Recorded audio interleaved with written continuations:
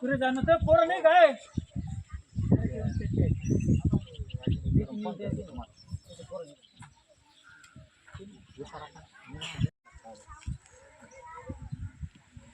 नमस्कार. आज आमच्या शेट्टे मॅडम जाऊ राहिल्या, पण त्यांच्या जागी ते जर गेलं तर त्यांच्या जागी आम्हाला परमनंट शिक्षक पाहिजे. जर आम्हाला शिक्षक दिले नाही तर आम्ही मॅडमला जाऊ देणार नाही. आमचं नुकसान होऊ राहिलं. आम्ही अभ्यास करताना आम्हाला डिस्टर्ब हे होऊ राहिलं. शेट्टे मॅडम गेल्यामुळे आम्हाला डिस्टर्ब होतं. ते मुलं नुसते आमच्याकडे येतात. आमचा अभ्यासक्रम पूर्ण होत नाही. धन्यवाद. नमस्कार. आज शेट्टे मॅडम चाललेला आहे. शेट्टे मॅडम गेले तरी दुसरे शिक्षक आमच्या शाळेवर पाठवा. परमानंट आमचा तरी अभ्यासक्रम होईल. त्यामुळे तुम्ही कृपा करून दुसरे शिक्षक पाठवा. सर्वांना आमचा नमस्कार. आज आमच्या शेट्टे मॅडम चाललेले आहे. आम्ही शिकत असले ते आम्ही नवोदयचं शिकतो.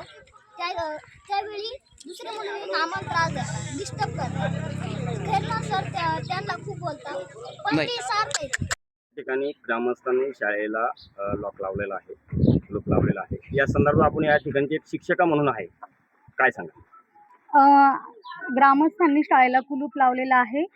या संदर्भात माझं एवढंच म्हणणं आहे की गावकऱ्यांची जी मागणी आहे की विद्यार्थ्यांचं नुकसान होऊ नये आणि त्या ठिकाणी दुसऱ्या शिक्षकाची नेमणूक करावी, तर ते म्हणणं त्यांचं अतिशय रास्त आहे. ते चुकीचं आहे असं मी म्हणणार नाही. माझं या संदर्भात एवढंच म्हणणं असेल की माझी ज्या ठिकाणी प्रतिनियुक्ती झालेली आहे ती प्रतिनियुक्ती माननीय आयुक्त आणि माननीय SCRTचे संचालक यांच्या आदेशान्वये आणि माननीय दादा भुसे यांच्या मंत्रालयातर्फे म्हणजे शिक्षण विभागातर्फे माझी जी आहे ती सगळी प्रोसेस झालेली आहे. एकूण 36 जिल्ह्यांची ही प्रोसेस झालेली आहे आणि 36 जिल्ह्यांमधून प्रत्येक जिल्ह्यातून सिलेक्ट केलेले आहे. ही जी प्रोसेस आहे ती परीक्षेद्वारे झालेली आहे. SCRTने परीक्षा घेतलेली होती. परीक्षेमार्फत कॅन्डिडेट सिलेक्ट करून त्यांचा इंटरव्ह्यू झालेला होता आणि इंटरव्ह्यूच्या माध्यमातून विषय सहाय्यक या पदासाठी नाशिक जिल्ह्यासाठी माझी निवड झालेली आहे. माननीय CO साहेबांचं, माननीय BDO साहेबांचं आणि माननीय आमच्या तालुक्याच्या गशी मॅडम यांना याबद्दल विचारणा केली असता त्यांचं असं म्हणणं आहे की मॅडमांची प्रतिनियुक्ती झाल्यानंतर त्या ठिकाणी पर्यायी शिक्षकाची व्यवस्था करण्यात येईल आणि ती पर्यायी शिक्षकाची व्यवस्था इथं होईल आणि विद्यार्थ्यांचं कुठल्याही प्रकारचं शैक्षणिक नुकसान होणार नाही. पण तुम्हाला नियुक्त करण्याच्या अगोदर इथं पर्यायी शिक्षक दिला का? मला नियुक्त करण्याच्या आधी पर्यायी शिक्षक नाही देऊ शकत, कारण जोपर्यंत मी शाळेतून जात नाही तोपर्यंत इथंच दुसरा शिक्षक येणार नाही.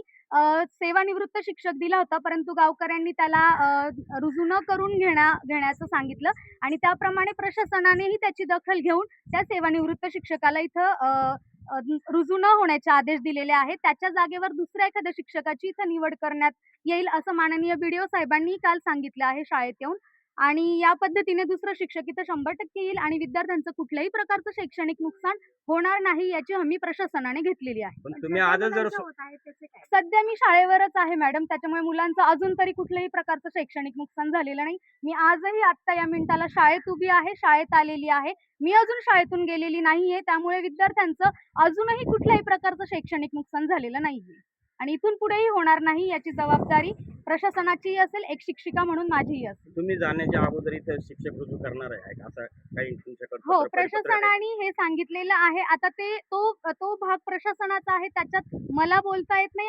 ॲज अ शिक्षक माझे प्रोटोकॉल्स फक्त एवढे आहेत की शासनाचे जे आदेश आहेत त्या आदेशाचं पालन करणं एवढंच मी करू शकते. शासनाने काय करावं, कुठला माणूस इथं द्यावा हा सर्वस्वी निर्णय प्रशासनाचा असणार आहे. आज शाळेला कुलूप लावण्याची आमची दुसरी वेळ आलेली आहे. दुसरी वेळ एवढ्यासाठी झाली, पहिले पण आमच्या शाळेवर 3 शिक्षक होते, एक शिक्षक निघून गेले. त्याच्यानंतर आहे ना, कोणी 8 दिवस येतं, कोणी 10 दिवस येतं, कोणी महिनाभर येतं आणि त्याच्यानंतर ते शिक्षक निघून जातात. विद्यार्थ्यांचं अतोनात नुकसान होतं. 2 शिक्षक सांभाळू शकत नाही, कारण एक मुख्याध्यापक असतो, एक शिक्षिका असते, शिक्षक असतो, तो दोघं सांभाळू शकत नाही. म्हणून आज आमची विनंती आहे प्रशासनाला की आम्हाला शिक्षक हे परमनंट द्या. इथून मॅडमला तुम्ही परमनंट बदलीवर जाऊ द्या आणि आम्हाला तिकडनं परमनंट शिक्षक द्या. आमचं दुसरं काही मत नाही.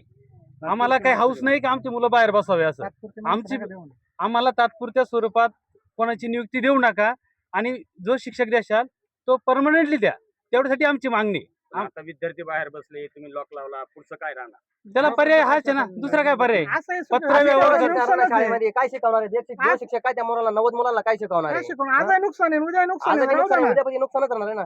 ठीक आहे, 2 दिवस हे होईल नाही तर आमच्या मुलांचे एक काम करा, ही जिल्हा परिषद शाळा आहे इथून डायरेक्ट आम्हाला हे करा. पोरांना शिक्षण आम्ही आमच्या द्या. पद्धतीने पोरं काय करायचे आम्ही ठरवू, आमचे गावकरी ठरवतील. आम्ही तुम्ही रितसर जा इथून आणि बदलीवर शिक्षक पाहिजे, कारण आता ह्या शिक्षका गेल्यानंतर आम्हाला 3 वर्ष शिक्षक येणार नाही. माझे स्वतःचे 2 मुलं आहेत. कशावरून? कोर्टानुसार जागाच खाली होत नाही ना, सर. कोर्टानुसार जागाच खाली होत नाही ना. कोर्टानुसार झाला का शिक्षक येईल. मूळ वेतन आमची इथून तीच निघतंय मागणी ना आहे. तुम्हाला जायचं आम्हाला दुमत नाही त्याच्याशी, पण तुम्ही रितसर जा, कोर्टानुसार जा. कोर्टानुसार गेले तरच आम्हाला शिक्षक येईल.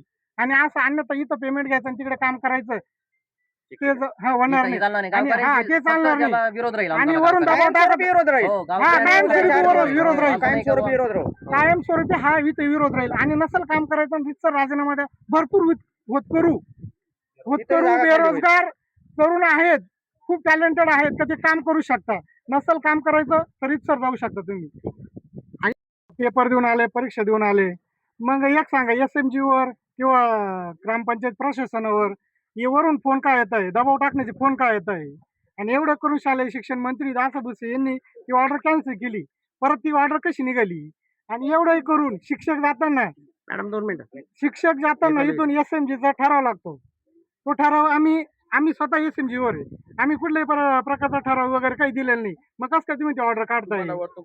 कोणाचे फोन येत आहे मंत्र्यांचे एवढे वरचे लेवलचे. अहो प्रशासन जिथे लक्ष दिलं पाहिजे तिथे देत नाही आणि जिथं नको तिथे देते प्रशासन लक्ष. असं कसं चालेल. नाही, फोन कोणाचे येत आहे? असं वैयक्तिक कोण अधिकारी, कोणी कोणाचा आलता फोन? प्रशासन? सरपंच साहेब तुम्हाला कोण- कोणाचा कोण- आलता? मला मला स्वतः वैयक्तिक गिरीश महाजन, यांच्या पियाचा फोन आता आलेला आहे. नाशिक जिल्ह्याचे नवनियुक्त झालेले पालकमंत्री गिरीश महाजनचा PN फोन मला आलेला का त्यांची स्टेटमेंट सांगा, काय फोन तर त्यांचं स्टेटमेंट मला कॉलवरती असं होतं का त्यांचं नाव पण आहे काहीतरी देशमाने म्हणून कोणीतरी काय म्हटले काय? गिरीश महाजनांचा. म्हटले काय? ते हो त्यांचा फोन असाला का म्हणे जे प्रांजल शेटे मॅडम तुमच्या शाळेमध्ये वादामध्ये तुम्ही सरपंच बोलतो का? म्हटलं हो.